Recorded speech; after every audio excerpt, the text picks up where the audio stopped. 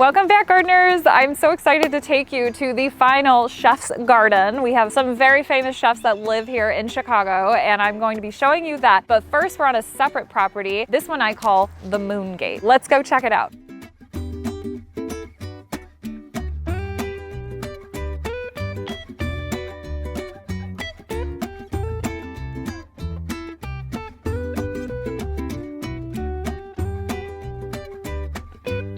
The inspiration behind this garden and what's unique to it is that it has a moon gate that literally feels like a portal. We're growing pumpkins over it. That was the whole vision. This client, she went to California and saw this moon gate with pumpkins growing over it, and she goes, "Karen, I really want to have this in my own garden space." I was like, "Sue, we can do this for you." Some of the pumpkins on the lower part are actually coming in already and turning orange. They call it a pumpkin patch for a reason. The vines go crazy. So we're trailing it up and over here, and hopefully we'll have some pumpkins dangling from the top of this in a couple months or so. Here's one coming on right now. So hopefully this guy turns orange and he'll be your focal point pumpkin on the Moongate as you come in.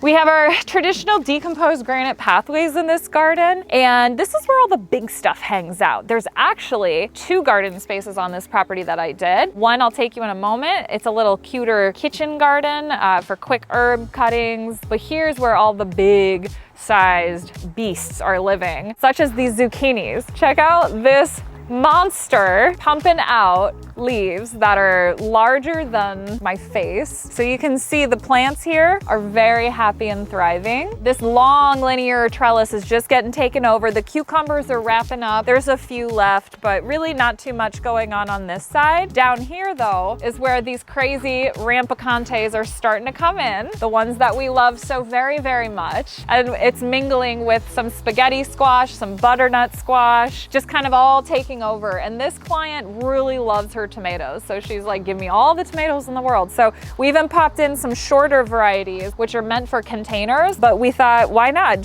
Let's just fill this in with shorter tomatoes.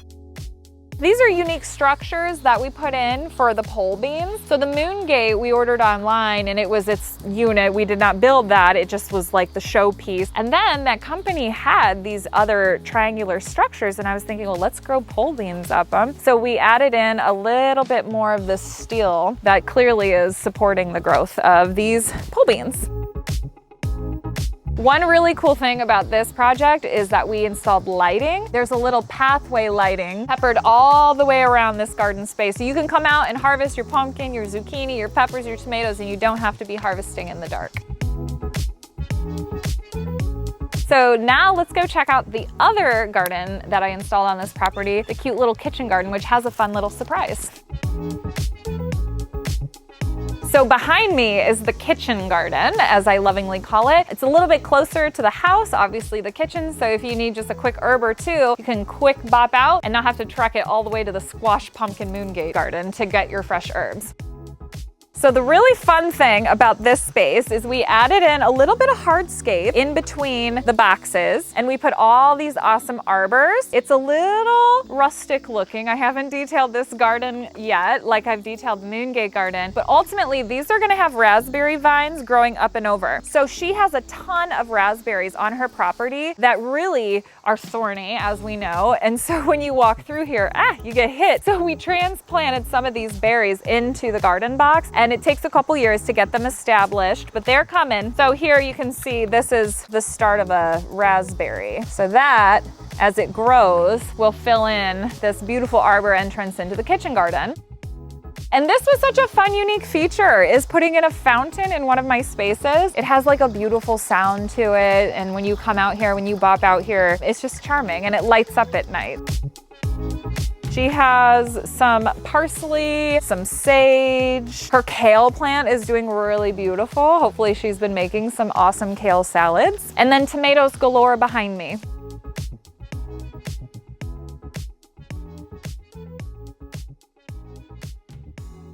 So that's the Moongate garden. Now let's pop over to the chef's garden and see how that beauty came to life. So we are here at the chef's garden. I'm excited to show you what the final product turned out to. But before we get to that, let's rewind and see what it looked like and how it started at point A. All right, come on in. What was super unique about this project is the homeowners just built this house, and they, being professional chefs, they requested to have a garden space installed in their new backyard. And of course, the builders did that. They put in a space, but they reached out to me and I was like, okay, we can do this better. So let me show you. So here is the future home of a beautiful garden space. These are certainly fine boxes that they built, but there's a few things that I always think about when I'm designing a space. So the height of this box, this is about 16 inches tall. Now, if you're a little rabbit, you can literally just come on in and hop in and munch away and move along. So that was one concern I had, was just simply the height of the boxes that were installed. And then secondly, the pathways are very tight. So between here is about 2 feet of space. When you are getting into garden season, you're going to see a big potential zucchini plant here and another one here. And so when you walk through your garden, it will feel really constricted. One other thing that I always think about when I walk into a space is the flow, the feng shui. So when you come out this door, you're walking directly into a box and the pathway doesn't line up. So you see the pathway on the other side, it's smaller and it's to the side. So when I came out here, I suggested that we actually make it a walk-through garden that lines up with another path. And see how the path out there actually doesn't end at her patio? It actually ends to the lawn. So to me, I want to make sure that all the dots connect. So when you come out the house, you walk through the garden space, straight to the path that leads to the patio in the back, where they have a really cool entertainment space back there. So we're improving a couple things, not just the garden boxes, but we're actually improving the flow of the rooms out here essentially and how it all connects together. In terms of the design, that's their kitchen window right there. There's a little bar sink, so they will be looking out at this area quite a bit. So if you envision you're inside your home and you're looking out here, these boxes will be gone and the big vertical trellis will be in the far back. And there's nothing to see really beyond this garden. So it actually doubles as a sense of privacy. This is a very unique trellis we're putting in. Typically we do 6x6 posts with a header board in either rough sawn cedar or cedar tone, maybe smooth cedar. But given that this was a brand new build, we really wanted to tie in the feeling of this home. So the accent wood that's above the windows and the door is called knotty cedar. So we are special ordering the lumber to match it exactly, and they're gonna have their painter come in to match it so it's identical to the house. So once again, we actually have a design here that's tying in elements of their brand new house that they built, and it'll look like it was here from the get-go. We're utilizing every little piece of real estate we possibly can. So they put in these beautiful stone walls that are a little taller. So we're actually installing Corten steel boxes along, like nice skinny ones that it'll only be a foot long. We'll put perennials in this, things like strawberries, so it has a boundary that they can't jump out and shoot runners everywhere.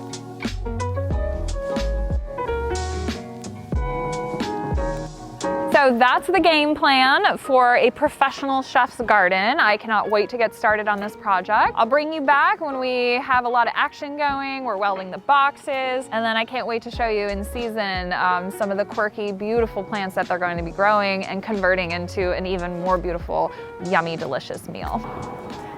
Hi, we're back. It has been a month since we've been at the chef's garden, and I was right around the corner planting at Maria's. Now I wanted to check in to see what final touches are being done. We're very close with this garden, so let's go see what's going on. So this is an all steel garden. We have the E-shaped boxes in, our centerpiece box is here. The granite has been spread around. We have to finish the header, put the trellis wire up, and do a little extra details with planting, and then we should be ready to plant next week.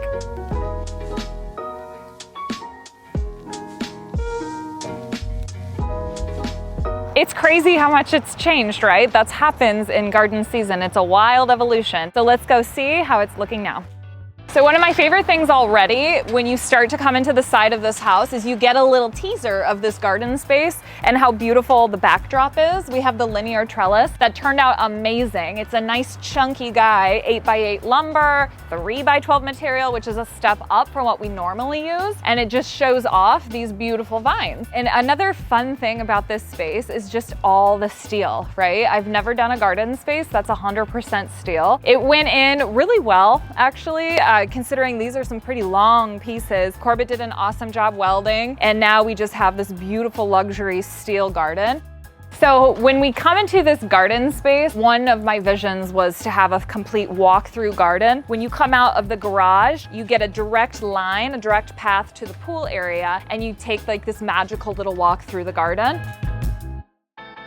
The center focal point box turned out so beautiful. I always think about aesthetics in the garden and of course functionality, but you know, one of my tried and true plants I love to put in the center, kale. You know, the gift that keeps on giving. It is my favorite, mingling with a little bit of flower action that helps to pull in a lot of the bees and the butterflies. The E-shaped boxes turned out incredible. They really just kind of set the stage for maximizing your growth. One thing about steel versus lumber is it's only a 1/4 inch thick. So if you get real close here, you'll see you don't lose any growth space when you install a steel box. And the other benefit is it's lifelong material, right? This will never have to be replaced. So there's something really cool about that.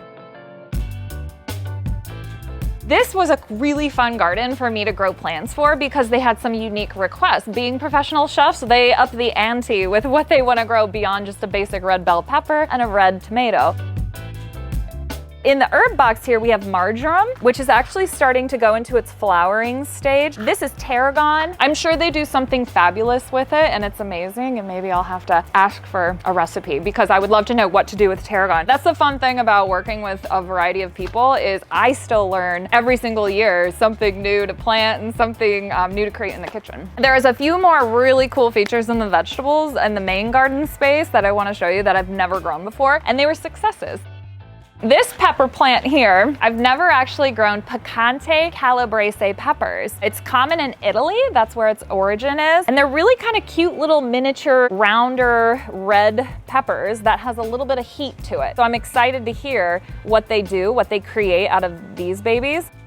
Instead of doing just regular purple eggplant, they wanted something a little splashier, so we did listada eggplant, and it's so gorgeous. It has these pretty little striations, the white lines that run through it, and this eggplant will continue to get big. They're just now setting on fruit. So in the next couple months, these will be providing a whole lot of eggplant parmesan or whatever else they're creating in their kitchen. And then of course, not too many people request custard squash or patty pan squash. It is a really cool growing variety, so let me show you that. This vine is extremely happy with all of these alien-like little squash guys. Check out this one. So that one is ready to pick, and he just reminds me of like this little like Pac-Man ghost. Beep, beep, beep, beep, beep, beep, beep, beep. So I love vegetables, they have character.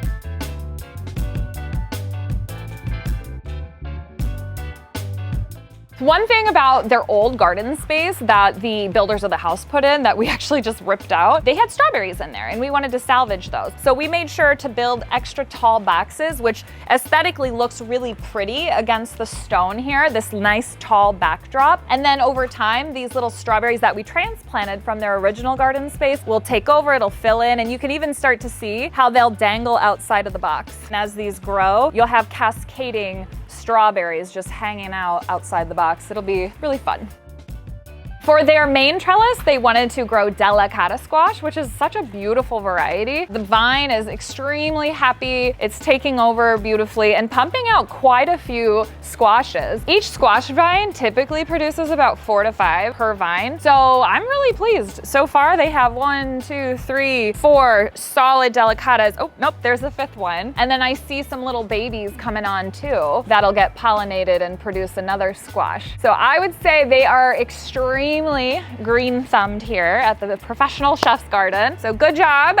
They've been following instructions, fertilizing, weeding. I've come a few times to help hold their hand through the process just to teach them all the ropes, and they're doing a fantastic job.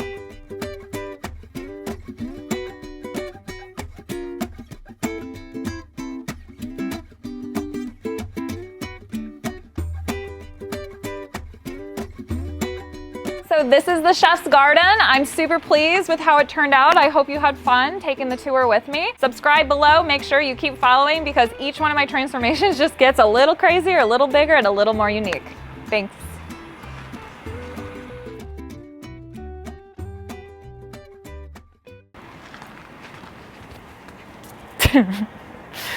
Hi. All right, so that is